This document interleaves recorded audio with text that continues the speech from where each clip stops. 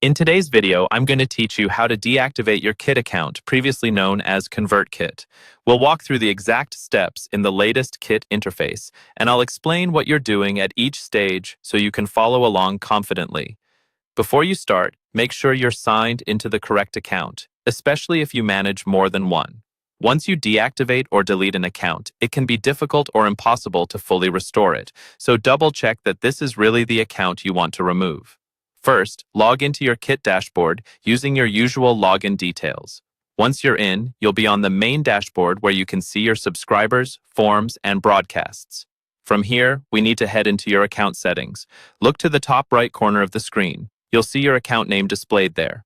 Click on your account name, and in the drop-down menu that appears, choose the option labeled Settings. This will take you to the main settings area for your account.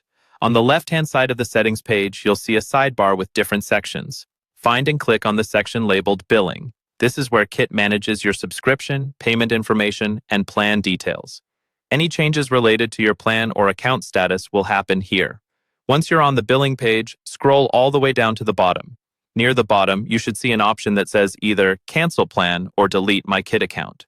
The exact wording you see can depend on your current plan or the way your account is set up, but both options are found in this area, and both relate to ending your use of the service. Click on the option that appears for you. When you do, Kit will guide you through a short series of prompts.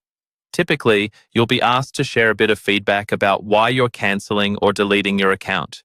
This part is optional, but it can be helpful for them to improve the product in the future.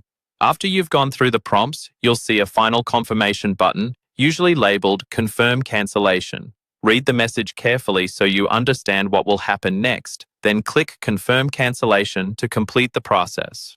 Once that's done, your Kit account will be deactivated or deleted according to the choice you made, and you're all set.